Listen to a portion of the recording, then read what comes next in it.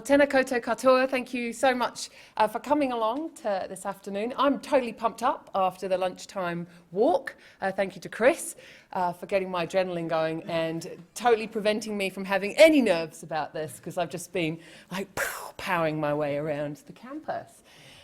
So my name is Kate Revell. I am a second year PhD candidate here in the Faculty of Health. I'm exploring student engagement in performing arts education. Today I'm going to be sharing the findings from two research projects with you.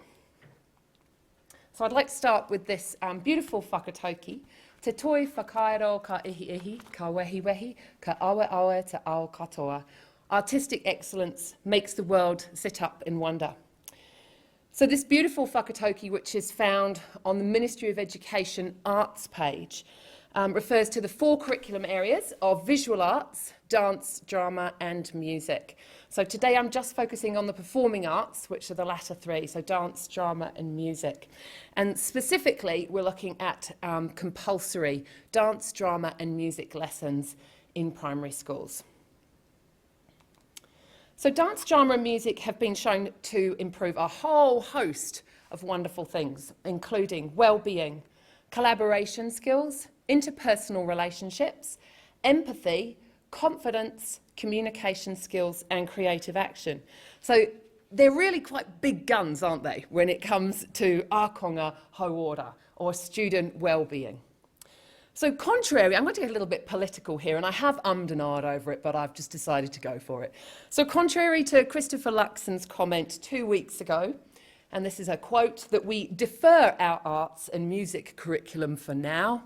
Thank you for raising your eyebrows, a couple of you. Let's make the world sit up in wonder. So other than politicians' stance on the arts curriculum, you might be wondering, where is the problem?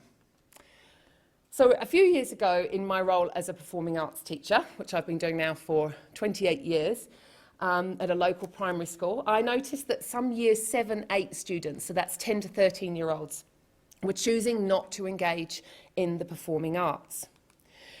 And when you look at the research, this isn't altogether surprising, because learners' views of school, teachers and subject matter becomes increasingly negative in years 7 to 10. And Bishop and Downs is a New Zealand research study. However, to date, no research has explored why student engagement drops within the context of performing arts lessons, nor what can be done about it on a subject level. So along I came and I thought, right, I want to see if I can solve this little problem, or at least inquire into it. So two research questions came to the fore. The first was, what factors are causing them to be less engaged in performing arts? The second research question, which is the one we're focusing on today, is how might performing arts teachers improve student engagement in years 7 to 8? So I chose to address these two questions through two participatory action research projects. So PAR, participatory action research, can be described as a kind of collaborative style of research where participants work together, they choose a problem, they define it, they take action to address it, reflect on the action, and then circle around and around and around and around until they are happy and have found some kind of resolution or time runs out. So I ran two participatory action research projects. The first one was with 49 students. So I was working as a teacher researcher in my local primary school, and that's also with year 7, 8 students. And the second project was working with 7 performing arts teachers from across Christchurch. So the findings you're about to see relate to both of these projects. There's some fantastic interplay between the results, but unfortunately I don't have time to share that with you now. But right at the end, I think I might be able to find a way of sharing it with you if you're interested. So before we dive into the findings, let's set the scene by looking at how the students and the teachers defined student engagement. Now, student engagement is a pretty hot topic on a global level, on a government level, policy makers and so forth. But I was intrigued to know what the students actually thought engagement meant for them. So on the left you can see their words, and on the right you can see the second project with Kayako what they came up with for what student engagement means. So in both projects, we co-constructed our own definition of student engagement, and I'd love you to keep that idea of co-construction in mind as we move through the presentation. So let's head into the findings. And I've chosen to present the findings through quotes, because I don't know about you, but I love it when I actually hear the participant's voice. So these two students at the top, that's a 12-year-old and 11-year-old, they're responding to each other there. And they're talking about choice. So they've said that we could, as teachers, improve student engagement by giving students a choice of learning task, of topic, and of who they work alongside. They also like to choose how they participate, and that's what Steve and Phil are talking about here. So they were saying how if you're having a bad day, you don't have to stand up and give a live drama or music performance at the end. Maybe you could video it instead. Or maybe you could be behind the camera. So giving them agency or choice around how they participate in the activity is one way to improve engagement. The second one on the screen is from a teacher's perspective. We were talking about how student engagement can also be improved when teachers design and implement really active, hands-on and fun, playful tasks.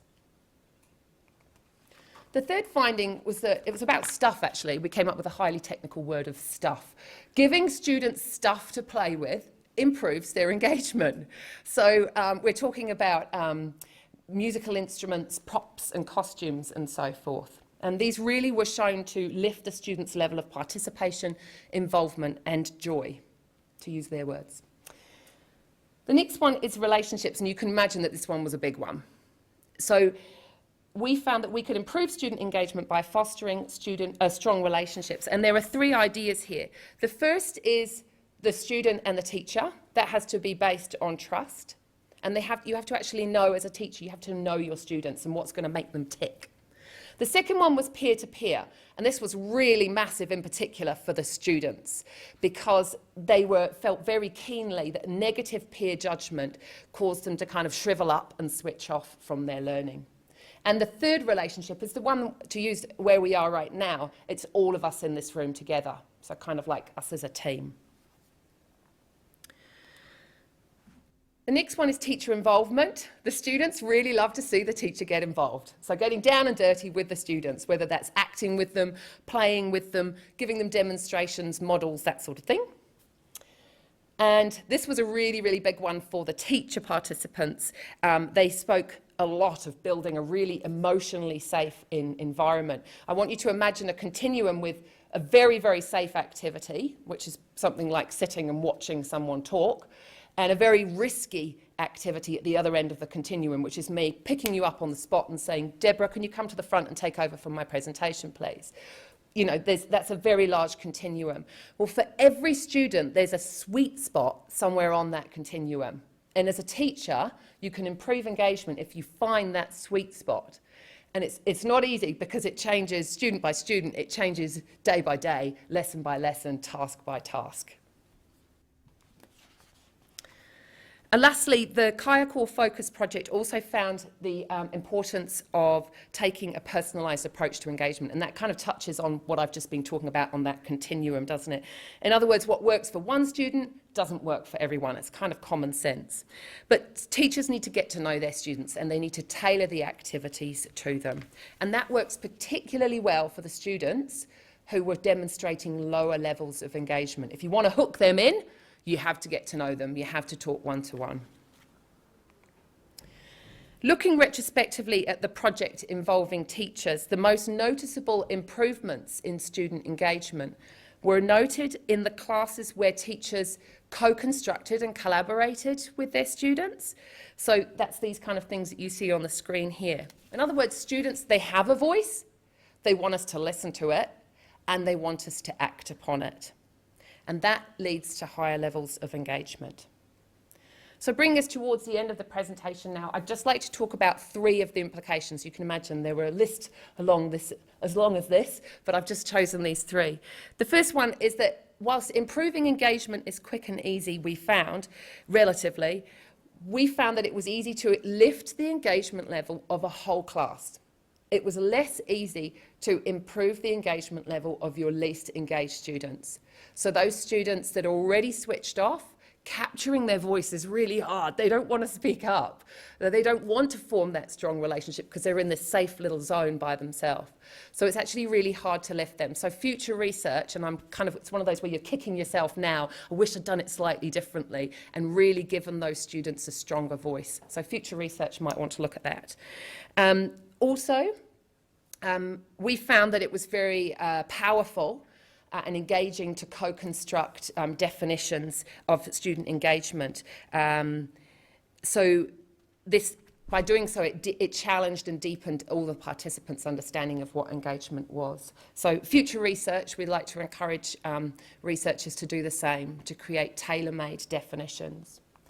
And lastly, both of the projects drew on teacher observations of engagement, but also like the student reporting on their level of engagement.